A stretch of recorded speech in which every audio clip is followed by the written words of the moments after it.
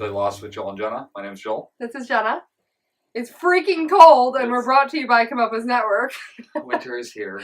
You can check all of our social media links at thishishowtowatchtv.com. Reel that right back in. Just barely. You barely noticed. I was sidetracked by how wet my feet are from how cold it is outside, and I'm just freezing. I just wanted to point out that I wear flip-flops and socks every day, and my socks are not wet. So you're doing boots wrong. I was like walking through the snow somehow. I walked over last night with flip-flops and socks. The boots just must absorb the cold and hold it in. It holds cold. I don't know. Need some new boots. I do. Note to self, what to get Jenna for Christmas. New boots. List. If anybody wants to buy Jenna a pair of boots, what size boots do you wear? 10. Sometimes 11 in like a boot. Maybe a 10 wide in a boot, actually. Is really Are you dad?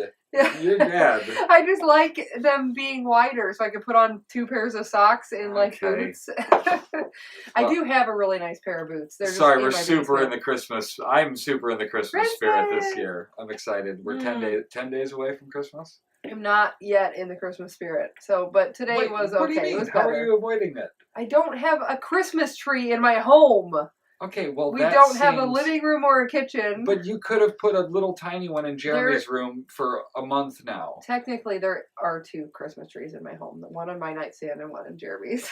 Okay, well, take them off of the nightstands and put one in Jeremy's room. Well, that's the only room that we hang out in, is our bedroom. Or Jeremy's room. But, I mean, whatever.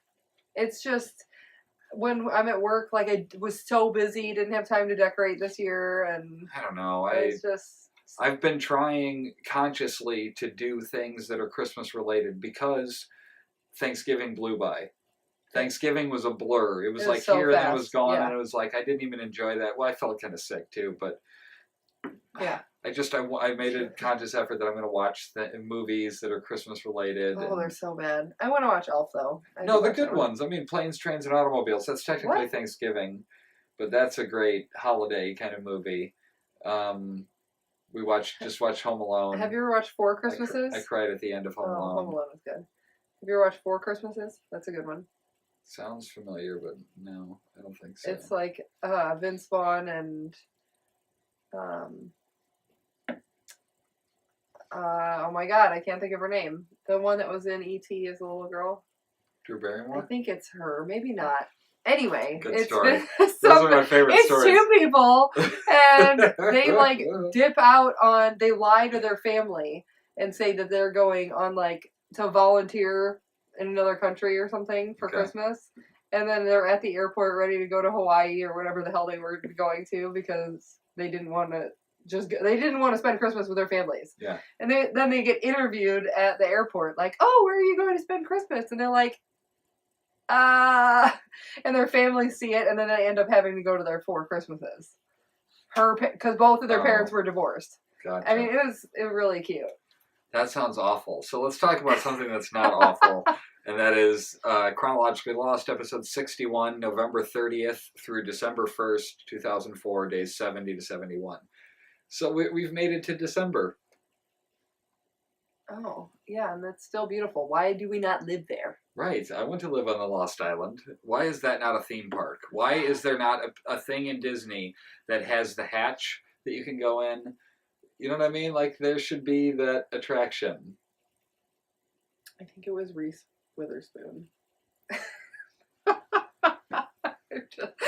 Day 70 on the beach. Desmond's he's watching Claire sort of weirdly. He seems to be a different character than he was prior. Desmond? Well, because I think that he's realizing that he went back in time and actually changed something. And he's flashing. And that he's seeing the future somehow, even though we haven't really seen that, but... Right, that part of it doesn't make a whole lot of sense other than... Then he's just having visions. Well, but it's from the exposure to electromagnetism, which makes him able to go to the afterlife later on. When he in the flash sideways, Desmond is there. He's there because Widmore uses those coils to expose him to the electromagnetism, and he disappears. Or whatever. I can't remember exactly how that worked, but he flashed for him, essentially. I don't remember sent any him of that. to. Okay, fuck off. Never mind. We'll go back to where we're at here, I guess. Okay. So he's watching Claire, and he tells her there's a problem with her roof, and offers to fix it. And he's like, "No, I promise, it'll be worth it. You should definitely go." And so it was weird the way he was approaching it. He didn't make it appealing. He didn't make it in a way that somebody would want to go, "Yeah, sure, no problem." Yeah. Charlie's jealous once again because he can't help but be jealous of any human being that talks to Claire. I thought he was just kind of weirded out by it, is all. I guess but because he feels like it's his. The roof is his? The situation he might have is his. said mine when he saw that tarp, right. And then just. But the situation of it all is his situation, is how he feels. Yeah. Like when he was talking about Aaron and Locke was beating his ass. He's like, "You're not his father." Well, you're not either. But he feels like he is. That's his shit, and he feels weirded out. Yeah, so right. Desmond comes up being all creepy, and so he tries to prove he's not useless and says he was working on a church before Echo exploded. Before he exploded? And where the hell's Echo? And Locke during all this? Didn't they pull him out of that bleeding cave Right, but then where did they go? I don't remember that concluding.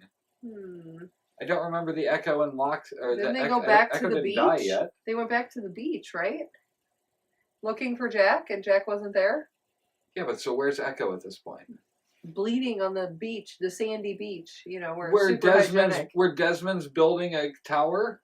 Like a fucking lightning rod? I don't know. Echo's just down there bleeding out. Everyone else is just chilling. Paolo's hitting golf balls. Yeah, I mean, they're all just anyway, hanging. he says he was just trying to help, and Charlie makes a shitty comment about needing to get Desmond a new button to push. He needs something to do to pass the time. We go to he needs a purpose again. We go to the Hydra, and Jack is watching cartoons. And Jack has now been Pavlovian conditioned well enough, like a dog, that when he hears the banging on the door, he just goes and sits down. Yeah. Julia brings in food, and Jack's frustrated about no forward progress in any of this. He feels like he's just sitting around watching cartoons. Yeah. Why am I watching cartoons? Yeah, and asks why he's here, and he's trying to figure out the nature of the hierarchy here. So between Ben and Juliet, what do I need to talk to Benjamin? It's weird that he keeps calling him Benjamin. Did she introduce him as that? No, but he did. He said it's about time we introduce ourselves. Get a proper introduction. I'm Benjamin Linus. So he's like, "Do we need to talk to Benjamin?" But Juliet's doing this thing where she's trying to prove she's not under Ben's thumb. But, we make decisions together over here, Jack. I don't work for Ben. And he's like, when I had that plate shard at your throat, he seemed to make the decision to let you die. He seemed like he made that decision on his own. Right. He said with a bit of snark. Yeah, didn't ask you if you wanted to live. Yeah, and she says she doesn't answer to Ben. And just on cue, Ben bursts in. Is like, "I need you now." Right. And she's like, "Does it have to be?" Trying to maintain the illusion that she was telling Jack. Yeah. She's trying to convince herself, I think, not even Jack. Right. She was totally just... That she's not under his... She doesn't belong to Ben still. Well, but... No, she just lost Goodwin, how many days ago? Has it been a month that she lost her... Let's see, lover? The other 48 days. So it's been 12 Goodwin days? Died... No, Goodwin died during the first 48 days. Okay, so it's maybe 3 weeks, or maybe... Well, let's see. It hasn't been that long. He died about day 40-ish, somewhere around there, I want to say. Was it during the other 48 days that Ben took Juliet to see dead Goodwin, though? Because I feel like it had been some time. So it's really only been maybe 2 weeks since she's found out that he was dead. So she hates him right now. Yeah. And he said, "You're mine, Juliet." So she's trying to prove to herself that, and to Ben. Let's see, when did he die? Why doesn't it just tell me? Date of death, October 18th, 2004. So, September, so he died somewhere around day 30, something like that. Right, so it's been a month. since he died. We're at day 70 now. But so yeah, that sounds about right. But only a few weeks since she knew that he was dead, because they went to see his body after he had been dead for a while. Right. Yep. Okay. So she's still bitter and grieving. Right. He tells her that the sub is back and there's a situation, and then Jack listens at the door. Yeah. When she leaves, and we see the others rushing Colleen through the jungle on a stretcher. It's weird to call them the others, because they don't feel like the others that we were promised in a way. Right. Do you feel cheated by that on Lost? Because people have some valid criticisms of the show where they say that it didn't deliver on everything it promised. I feel like the others might be one of those things. Like they should have been dirty and... Right. I feel like... savage? By them not being, but seeming mysterious before we met them. By them seeming like they were mystical in some way, but also dirty island people. Well, but we did point out that there was an issue with that. Recently, they had... just when they were captured, they were walking around... They heard the whispers. Right. But it wasn't... They explained the whispers as the people who had unfinished business and were dead. Right.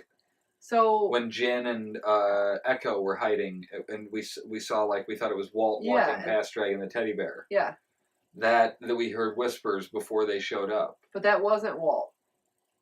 That was the... Well, it could have been Walt. No, that wasn't... That was the two little kids. Right. Zach and Emma. Right. Yeah, from the backside of the plane. Gotcha. Yeah, that makes sense. But yeah, that's one of those things that's always kind of bugged me. That the others weren't what they promised they were. But there was, with Alpert in the 70s, there were some people. They did, they definitely live all over the place. I think they're in different groups. I'm indifferent. In the cages, Pritchett and the others wake Sawyer and Kate up for work, and Sawyer pokes the bear about how Pritchett sounds with the broken nose he gave him. He's like, just give me an excuse. He's like, I just did. Right. I think I did. Yeah. What do I got to talk about your mother? I don't think I ever really put together that Pritchett and Colleen were a couple. Even though it happens very quickly. It happened so fast. And so scattered in the regular version. And then it was version. all over the place, and we had flashbacks in there, and or sideways. I don't remember where we're at this point. We're still on flashbacks. Okay, so... This is early season 3. We're still in the first 6 episodes. So, I never put that together. Yeah. Definitely never put together the fact that Colleen was shot by Sun. No. In this part, I was like, oh, wait, Colleen should be showing up here soon, because... whatever, but I don't think I ever remembered that the first time around. Kate asks Sawyer what happened, and he's like, we happened. And he smirks, and he's like, our team. And she, he thinks this is their ticket out of here. I don't really know why he thought that at the time. Because somebody killed or shot at meaning Colleen, somebody was on their side trying to come their for team's them. coming for them. Gotcha. Coming to rescue them. Okay, then we go to the opening Lost, and then we come back at the cages, and Sawyer's getting a fish biscuit and water. He's trying to get water to the cage, and he tells Kate that Pritchett is distracted, and he's going to shock whoever opens the door by using the stick and whatever. Yeah. And, he'll get shocked too, but he said he felt it before. See, I thought he was going to go somewhere else with that. I thought he was going to say that he kept doing it so that the water would run down to moisten the ground, so that he could use that stick that he had to dig out the... what? Why is that not the option? Dig out the ground. Because he's trying to debilitate them. He's trying to hurt them rather than just get out. Get out and run away. Well, but when he gets out, there's no... First of all, we know now there's nowhere for him to run. He doesn't know that yet. But... Yes, but when he gets out, he's unarmed. If he could shock the person and debilitate them, then he could take their weapon. But it could be one of 5 people standing there. But then he has a weapon, unless fucking Juliet pulls a gun on Kate again. Okay. We know what happened, so that it wasn't it. But I was just thinking, why didn't you just dig your way out, dumbass? Yeah. Who's going to rely on somebody to step in the stupid water? Well, it was right in front of the door. They but to step in it, that's kind of dumb. But Ben was and then just you'll have wet socks. Right. Kate seems like she's impressed about this. I don't see why. I would be like, what? Yeah, would you have been impressed? If it had worked, hell yeah. That would have been impressive that he thought to electrocute. Do they really not think that they're being videotaped every second of every day? Right, they don't seem to realize That's stupid. She asks about Jack, and he's like, we don't even know where he is or if he's alive. Like, it's every man for himself. Right. And then Ben walks up and asks what Sawyer weighs, 180, and he says he's 35. Which is weird that he's younger than me. Oh, at the time, yeah. Right, yeah. Okay. He steps in the water, and Sawyer grabs his arm and tries to shock him, to no avail. They turned it off. And then Ben has a beating stick and uses it effectively. Yeah. Just beats the shit out of Sawyer and ends up knocking him out. I'm sure he loved that. Uh-huh. Well, right. If somebody else gets to wear the beat-up makeup. Yeah. Well, he still does. Right. He's still got a few cuts on the lip there. Inside the Hydra, we hear Tom talking about the sky turning purple 2 days ago and no communication off the island now. It was like a real quick transitional piece of dialogue. I went back and rewound it and listened to it again to hear what he was saying. I'm sure that the kids were talking through that because I did not hear that. Oh, crap. I forgot to send my DQ order. Double cheeseburger with no pickle or tomato. I'm only talking so that it's not silence on the podcast. With chocolate chunks. What? What? Fries. I mean, I can talk. That's okay if you want me to. If you want to really think about your order, because you don't really know what you're ordering. But, because Dairy Queen at 8:30 for dinner sounds really good. It sounds amazing. Don't be jealous. Sawyer's tied to a table. I had Chinese at 3, so I'll be hungry again soon. Sawyer's tied to a table, and a guy comes in with a huge needle and tells Sawyer to bite down on a stick for pain. And he's just like, what the fuck is happening? Right. Ben comments that he hates needles. Like, does that come back anywhere, or was that just a throwaway line? Why the fuck did he tell us he hates needles? Maybe for the surgery, maybe prep for that. Oh, okay. It could come back there, yeah. Jack is eating and hears Sawyer screaming through the intercom, and then they jam the needle into his sternum. For what? To make him pass out? I guess. Was that like... I'm not sure. To knock him out? Like, it seems seems could you have just put that in his arm, or like... It seemed needlessly excessive, That was ridiculous. I don't get it. I mean, I get going right to the source, but what are you doing, jamming it in his heart? Yeah, I mean, it's like it felt like the Pulp Fiction jam the adrenaline needle in the heart scene. But I don't think I've seen that movie. Okay, at the beach, Paolo's hitting fruit shaped like golf balls into the ocean. I don't know what they were, just little green fruit things. What a waste of food. Right. Maybe they were rocks. But he was being such a tool, and he tells Desmond to take the 5-iron. I won't be needing that, and I won't be chasing you down in the jungle whenever you die from whatever you're doing out there. How about you, Paolo? Are you going to take the golf clubs with you when you go and play with that spider? I mean, what do you... And then Desmond tells him to square his shoulders a bit more, and he's like, you golf? He's like, I'm Scottish. You fucking invented golf. What do you mean, do I golf? You should golf if you don't golf. Do you golf? I mean, we've golfed together several times. I don't know about several, but we've golfed together. I mean, we both won that one. Oh, that's right. Tournament together. Okay. Oh, okay. It's all coming back to me now. I was thinking of the one time me, you, and Jen and Jeremy went. That was only once. And it was fucking brutal because it was like 4 hours for 9 holes, and I'm just like... Yeah. Yeah. This is the worst. That's because we were hanging out and playing. I mean, we were But when we did the scramble, that... Yes, that's fine. I can play golf. I'm not fabulous, but I can hit the ball. Okay. I just don't really have time for it very often. Right. Plus, it's one of those things that, like, you have to go really slow and think about what you're gonna do. And I'm like, all right, let's hit the ball. Come on, let's go. What's going on? We got somewhere to be in like 40 minutes. Yeah, like, but that's the 4-hour relaxation of golf.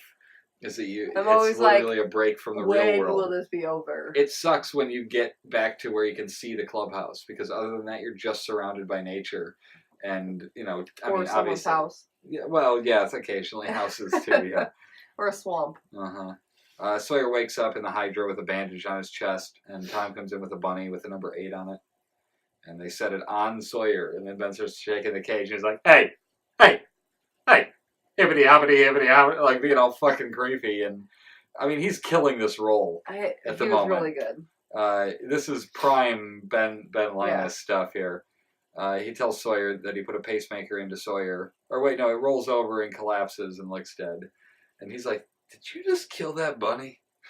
But it was his favorite bunny. So we're all like, what? He tells Sawyer he put a pacemaker into Sawyer the same as he did the bunny. He didn't tell him that right then. He did.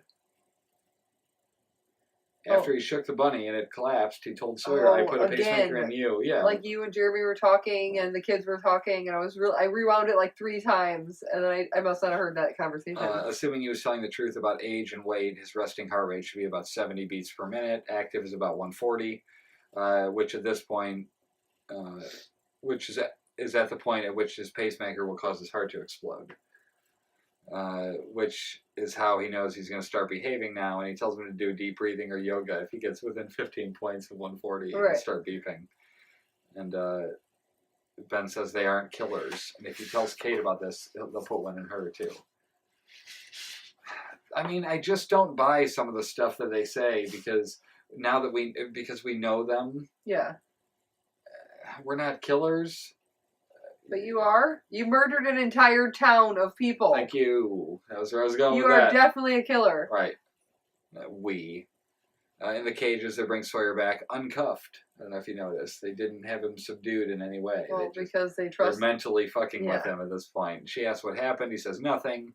He's acting very subdued. And she tells him to turn around so she can change.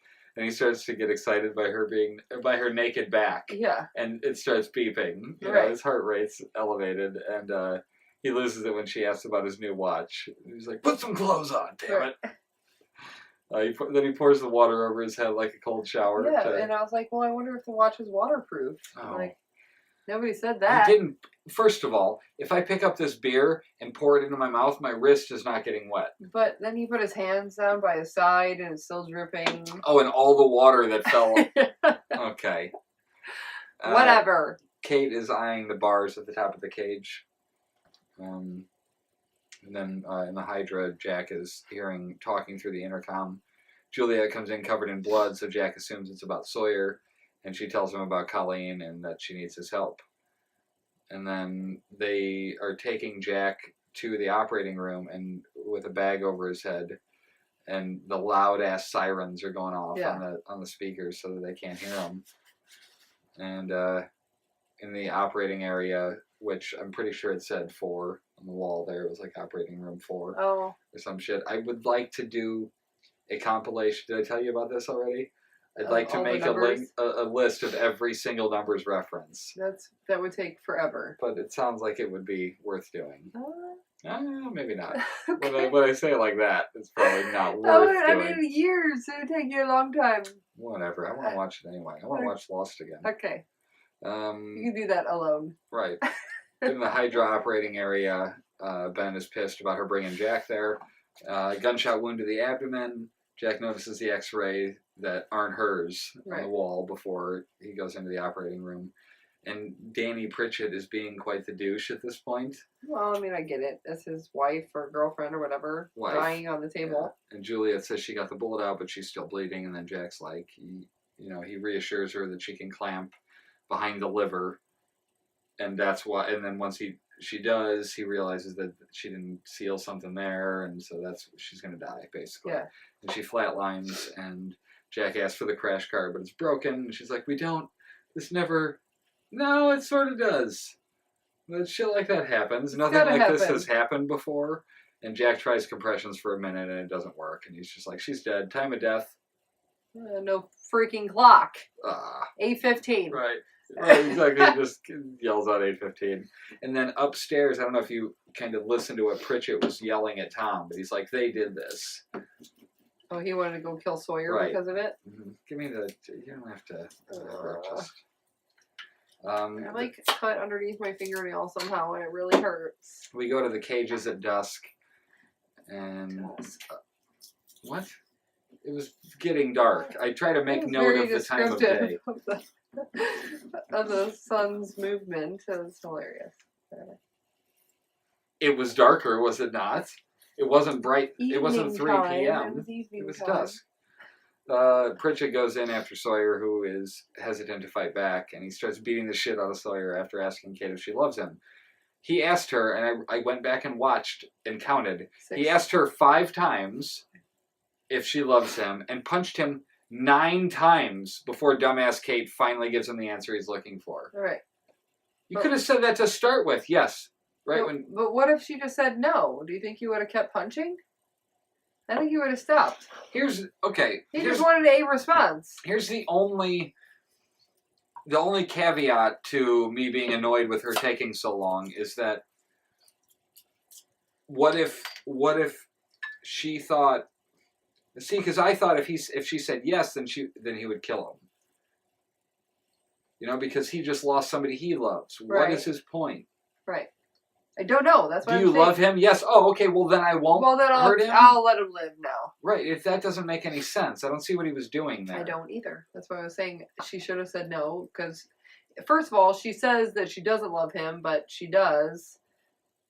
But and then he cries and walks away, and she's cradling his head. It was really weird. And then he's cleaning his wounds with a bucket and sponge, and he says, "The guy hits like a girl." No offense. Yeah, no offense. Kate climbs up and out of the cage while Sawyer's telling her to stop, and she mentions that he was the one who told her that they had to go, and he's like, "Well, that was before." She goes, "Before what?" Like, can't he be a little bit smoother about? He's a con man, and he can't be subtle about this at all. It starts raining, and she says she's more scared that he would lie about what they did than anything else that they've been through so far.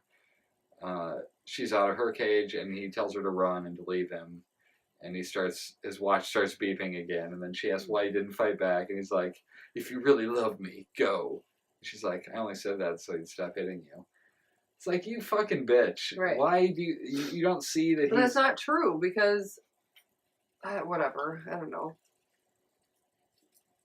I just go on. Why do you think it's not true? I just think that she does love him. She does love him, but she never lets herself love anyone. And then, but at the same time, like, why would her saying yes make him stop? That's so dumb. Back to that. I can't handle it. It doesn't make any sense. Oh yeah, you do. I'm gonna keep punching him. Right. Okay. Now watch him die. Yeah. Right. That would have made sense. That you're gonna watch someone you love die.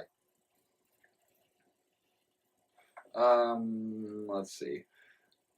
So he tells her to run, and then she climbs back in the cage, and she's like, "Live together, die alone." Now, I get why they said that, because it was a callback to season 1, the speech. Do you think that in that scenario you would have remembered the words Jack said that night? That much later? You think it was that memorable at the time? That she would have been able to quote "live together, die alone" like 30, 40, 50 days later, 60 days later. Somebody writing her lines for her. In the Hydra viewing room, Ben is watching the cages, and Tom mentions Danny wants to kill Sawyer, and Ben says he can wait. And then Jack is left to sit with Colleen's body. I love that little room, the monitor room. I don't know why. I like the idea of them having a bunch of different cameras in places, and are you going to the install old school technology. Yeah, at your house? That would be great. Actually. A bunch of Wang computer screens. A bunch screens. of tubes. Yeah, a bunch of tube monitors. I bet that would be cheap as hell. In the operating room. I bet you wouldn't be able to find them. That's also possible. Juliet apologizes about the cuffs and says she's a fertility doctor and she isn't used to death. Which is not true. That is absolutely untrue. I was furious. I'm like, bullshit! That's all you deal with on this island is death. All the babies and the moms die, right? So how, maybe she's just still having a hard time with it, but it's been years that she's been there dealing with death. 3 years. Yeah. Dealing with death. So I think this was a honest... mistake? Yeah. Okay. I think this was a continuity error, as you will. Or if you will. Jack asks what her name was, and she says Cole, short for Colleen. And Jack says there was nothing Juliet could have done. She was dead before she made it to the table. And she's like, "Oh, are you saying that just to make me feel better?" And he's like, "I don't care I don't care about making you feel better." Right. Jack asks whose X-rays are outside. It's a 40-year-old person with a very large tumor on their L4 vertebrae. And he's like, and I just happen to be a spinal surgeon. Who am I here to save? Like, he's no dumbass. Yeah. He gets it. So that was just a coincidence that got them into the operating room with Jack. Yeah.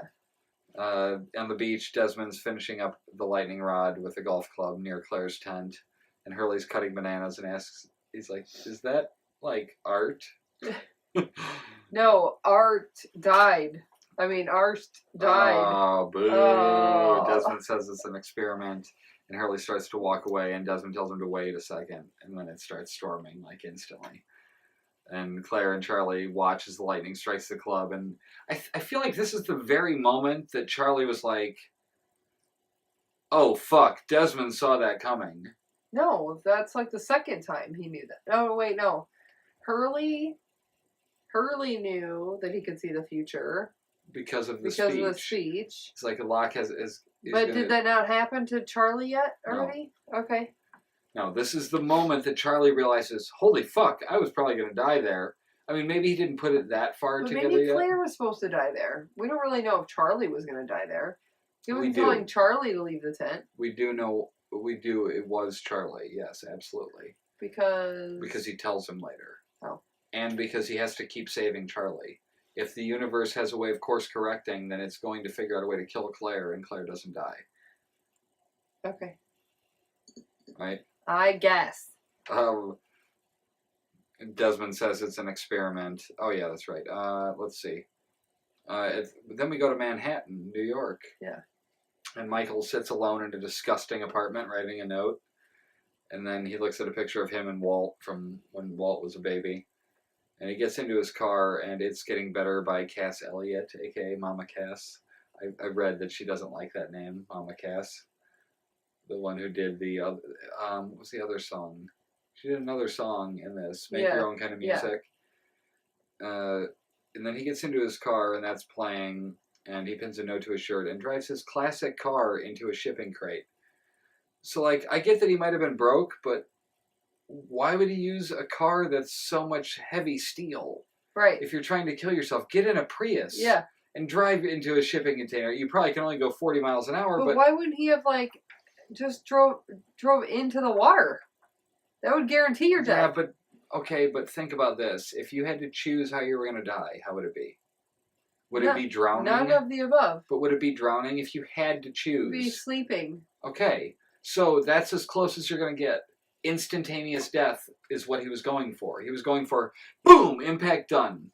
I mean, but all the thought process. Oh, that's why he would have used an old car, so no airbag. Oh. Potentially. It could have been saved by a Prius or whatever, but I don't know. Drive into a train. There's other ways to do the quick death. Terrible. It just didn't work out. It just seemed odd to use an old car that had so much heavy steel around you to protect you. Right. Like, come on, dude. Just getting something flimsy. Nowadays, stuff will crumple like nothing. Oh my god! Like Jeremy got rear-ended on the expressway in his new car, and the car behind him went underneath his car, and the hood like rolled up like an accordion, and there's a scratch on the back of his car. And Jeremy was like, "Oh my god!" When he saw the guy back up, like, "Oh my god, my car is totaled." Right. And he went back there and was like, "Oh, are you okay?" Like, I'm good. In the hospital, Michael's eyes open. Now his eye opens. Obviously, that's a reference to the earlier episodes where eyes were opening to start them. But it was cool to see it go from boom, this bad thing happens to Michael, to boom, he's in the hospital. Yeah, I kept thinking, oh, is his eye opening in the hospital or in the car? Oh shit, this is the same day. You couldn't necessarily tell. That's what's blowing my mind right now. Is that he's waking up the same day that he ran that car into that. However, it was the next thing we saw. Yeah, it was. Right away. So he went to the hospital, they put him in the neck thing, and then he woke up. Like, I guess. Because it's still this is the last thing of day 70. Well, so it could have been the middle of the night, I guess. It could have happened any time after the beach, which was still daytime. Right. To nighttime in Manhattan. So it could have been... Would they have pinpointed that scene and down to this day? And it's November 30th, 31st? November 31st. And so it would have been shorter days, so it could be 5:30 when it's dark. and then it could be any time before morning that he wakes up in the hospital bed. However, go on. Like they're in a different part of the Earth than we are, so it gets dark at 5:30 here. But they're in Manhattan. I'm sorry. Yeah. I thought you were talking. Yeah, so it could have been 5:30. I thought you were talking about like the island. No, the last we saw on the island was that it was still daytime when it was storming. I think that it could potentially stay daytime. Even though it had been dusk before that. Oh, maybe. But it was definitely back sunny again when we went over to when the storm hit. And the lightning struck? Yeah. But how would they pinpoint this day as to be the one that Michael drove into that thing? Like, how would they know that? It's got to be a total guess, because there's nothing, unless he picked up a newspaper at some point in the hospital that I didn't see. Well, but you never know. There may be something later that specifically references how long he was in the hospital, and then they backdate it and like figured it. There's a way. I guess they come up with these scenes for some reason. They figure it out. I don't know. I'm curious about that too. I'd love to interview the guy who did Chronologically Lost and just ask a million questions about the the editing process. But I don't know that would be relatively interesting. That would be that interesting for people watching. So anyway, Michael in the hospital, he opens his eyes, realizes he's alive and is hurt. And then Libby comes in with blankets, which was the last thing she was getting when he shot her, if you remember. Yeah. And then it was a dream, and the real nurse comes in, and it's not Libby. Now, I remember being so fucking excited when Libby showed up in the show. I was like, oh my God, she's back! Yes! Yeah. Like, not back, but like... she's still in the show, because that was one of those things that I felt like was so unanswered. If they didn't address it again, I was going to be furious with the show. It was one of those threads that was hanging out there. What happened with Libby? Why was she in the mental institution? Yeah. And they ended up doing this scene, and they ended up doing the her and Desmond scene where she gave him the boat. Right. And talked about her husband dying, and that's what... She doesn't say outright, that's what put me in the mental institution, but you can make the leap from there that... her husband died and blah, blah, blah. So anyway, this was a dream, and she says there was no ID on him, and asks his name, and he says nothing, and then asks if he wants her to call Walt. And he's like, no. And so, is this the equivalent of what happened to Locke when he left the island? You remember Michael was in a hospital for a long time because he was in that body cast because he got hit by a car? Okay. So it's another car accident. And remember Locke, when he left the island, he couldn't walk. Oh, he broke his leg. So his leg was broken. And, is this the equivalent of that? They have to reenact something from their past? Right. It's sort of similar. I don't know. I just thought it was a nice parallel. Like, is the universe putting him through it again? Right. Because he made the bad choice of leaving the island. He was supposed to stay there too, I bet. Why? Because they were all supposed to stay there. I mean, what was he needed there for, though? I mean, honestly. I mean, I guess he can say his purpose was to get Walt off the island, but Walt inevitably ends back running it. So... I mean, I guess he would have helped out with Claire's roof issue. Right, since he's an engineer. Yeah, an engineer. Day 71... in the cages, Sawyer's woken up to Ben whispering, and they go for a walk, and then now it's daytime already, and they climb up a hill because there's something I want you to see, and he goes, that little place you've always wanted, George? He was quoting Mice and Men, and he's like, you'd like it, puppies get killed. To Ben, who just shook the bunny to death. Then the beeping starts, and he asks if he brought him up here so the thing he put inside him will blow up his heart, and he's like, your heart isn't going to blow up. The only thing I put inside you was doubt. Okay, here's my issue with this. What purpose did it serve? To do that for less than a day. Right. That's what I mean. Like, if he did this for a week, and Sawyer was behaving, but he's telling him the truth. Oh, I guess I know why. Never mind. He says the watch is a heart rate monitor, though, but he pulls the bunny out of his satchel, and he says he gave him a sedative before. And I felt like his response to him saying, well, how do I know that's the same bunny, or not a different bunny, is a metaphor for the others in general. He's like, how do I know that's not another bunny? He's like, you don't. Like, it just sort of feels like... Yeah. Yeah. I guess. Sawyer then punches him in the face, and Ben says the rabbit wasn't what he wanted to show him. They walk to the edge, and Sawyer sees the other island in the distance. Yeah. And he says that Hydra Island is about twice the size of Alcatraz. And he just wanted him to know there's nowhere to run. And they did this because the only way to gain a con man's respect is to con him. So that makes sense now. Why they would do it, let it only sit for less than a day, and then reveal it. Because they wanted to show that they conned him before he figured it out. Yeah. To earn his respect, so to speak. So they just cut his chest and stitched him up and did nothing. Exactly. Okay. He's like, "You're pretty good, Sawyer. We're a lot better." And then telling Sawyer about the pacemaker didn't keep him in line. It was when they threatened Kate. Yeah. And he said he works so hard to make her think he doesn't care or need her. And he's like, "Guy goes crazy if you don't got nobody. It don't make no difference who the guy is, as long as he's with you. A guy gets too lonely, he gets sick." And he's like, "What?" He's like, "Of Mice and Men, you don't read?" Yeah. Throwing it back at him. He's like, "Let's get you back to your cage." Yeah. And then that was it. So...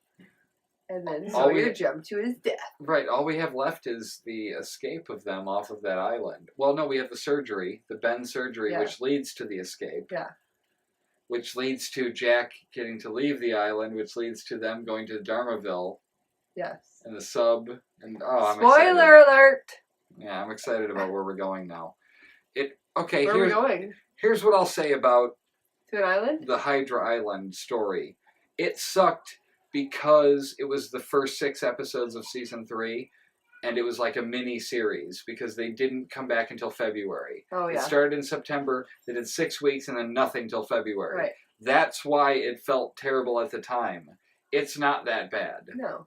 The first episode was like, oh my god, I hate this tone compared to season 2, but I get why they had to change it. Yeah. Like, I get why you have to freshen it up. Walking Dead does that every 8 episodes.